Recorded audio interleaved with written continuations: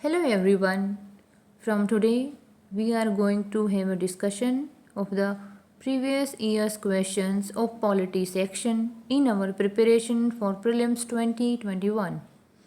Let's read the question number first. This is our question. Yes. Consider the following statements. The 44th Amendment to the Constitution of India introduced an article placing election of Prime Minister beyond judicial review. Our statement number 2. The Supreme Court of India struck down 99th Amendment to the Constitution of India as being violative of the independence of judiciary. So basically the two statements have given and we have to find the correct statement.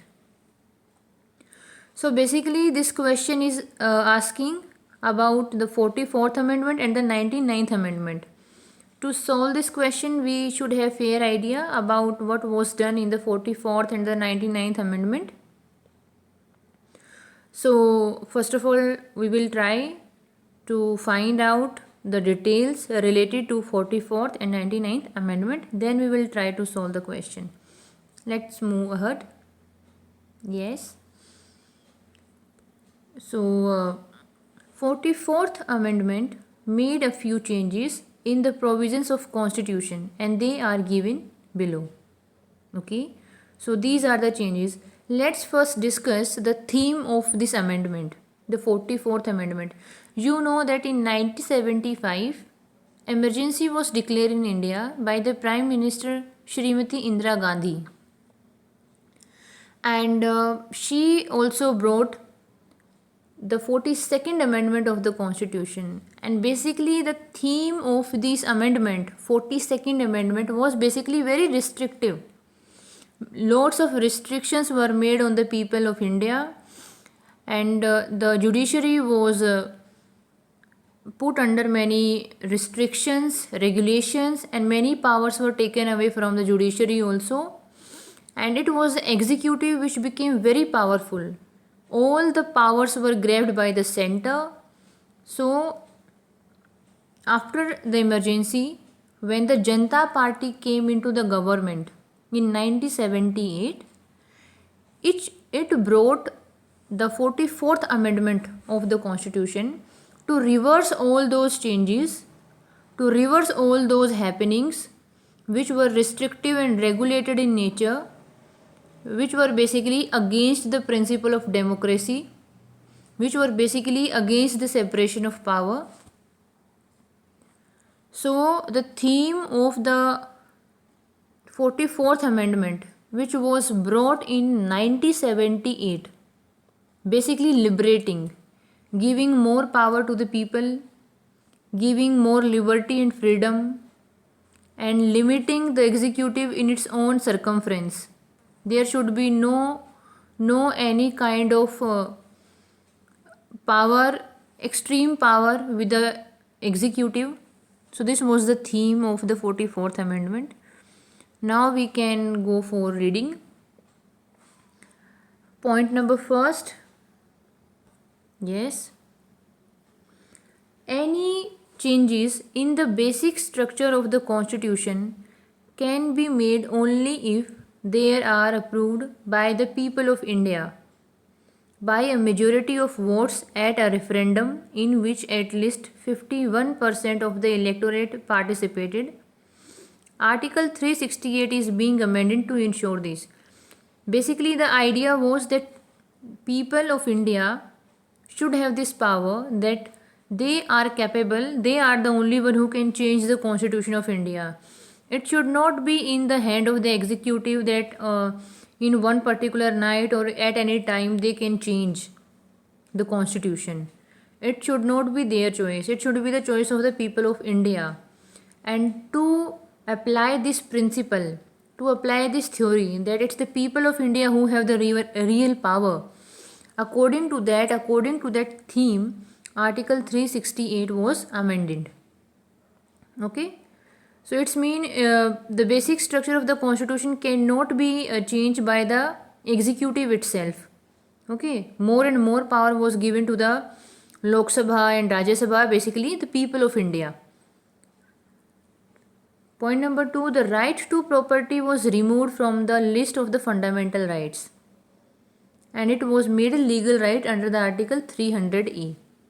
Okay, the right to liberty further strengthened.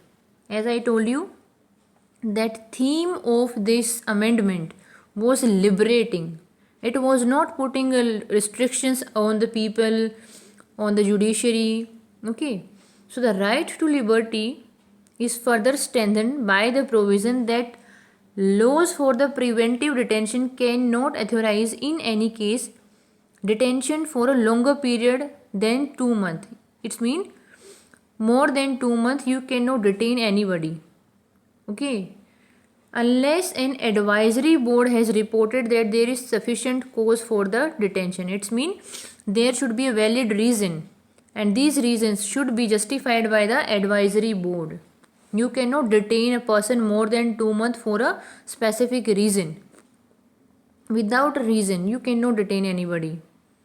Right of the media to report freely and without censorship the proceedings in the parliament and state legislature.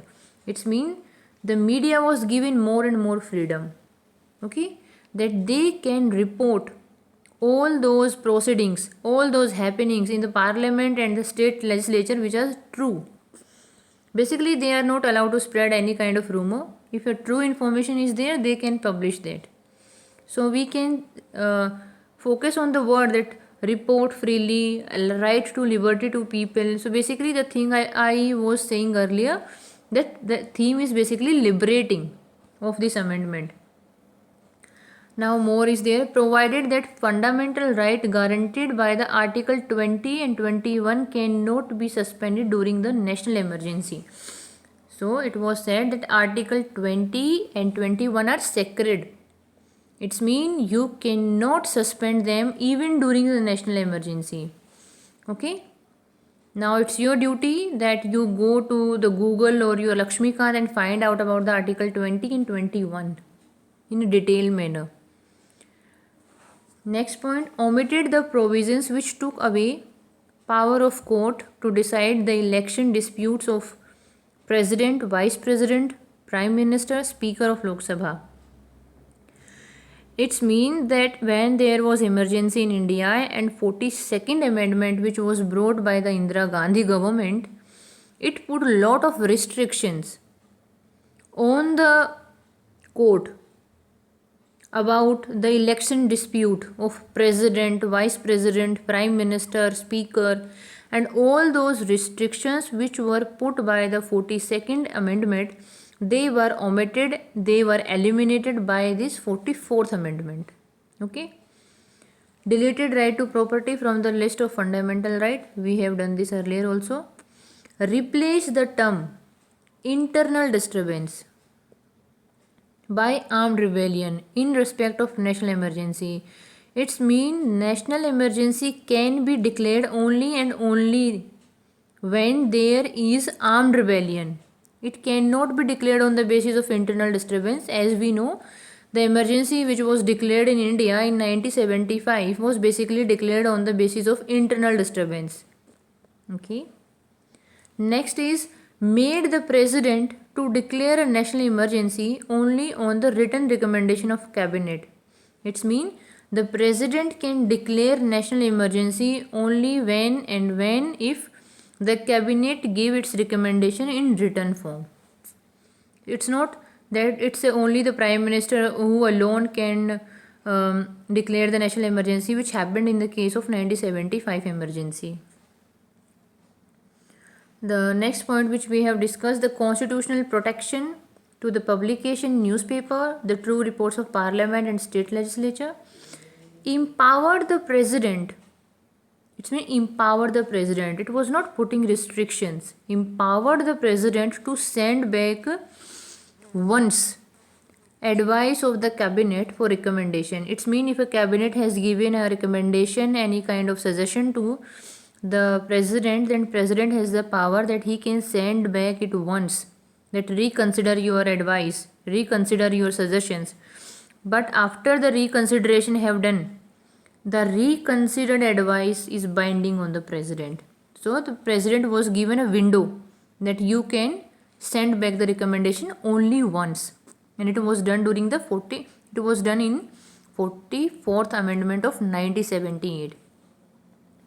It deleted the provision which made satisfaction of president, governor, administrator final in issuing the ordinance. Actually, many times the government pass the ordinances to escape the route through the parliament, the scrutiny of the parliament or the legislature, and this is against the principle of a democracy. So that's why this practice is unethical also. So it deleted those provision that satisfaction is enough. The satisfaction of president, governor and administrator is final. No, there can be the judicial review. Only their satisfaction doesn't matter. So all these corrections were made. So we are done with the 44th amendment, and we don't find any kind of point that it said that the election of the prime minister is beyond judicial review. You know that the sense of this statement is negative, that this is something which cannot be under the judicial review, that election of the prime minister is so sacred you can't do the judicial review. No, even the theme of the 44th amendment was so liberating. It was giving more power to the judiciary, that you can check if something wrong is happening. Okay, so it was not like judicial power was not with the judiciary to check this election of prime minister is according to the principle of judiciary or not, whether it is constitutional or not. So the first statement is wrong. Now consider the second statement. The Supreme Court of India struck down 99th Amendment of Constitution, said it is against the independence of the judiciary. So this statement is right. Let's read 99th Amendment. Through the 99th Constitutional Amendment of the 2014 National Judicial Commission Act, it established and it tried to replace the collegium system.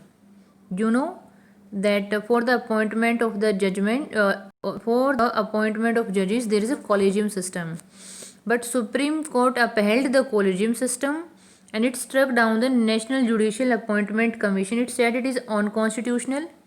It is unconstitutional on the ground because it involved the political executive in the judicial appointment, and it is against the principle of basic structure of the constitution. It is against the independence of judiciary. So it was struck down.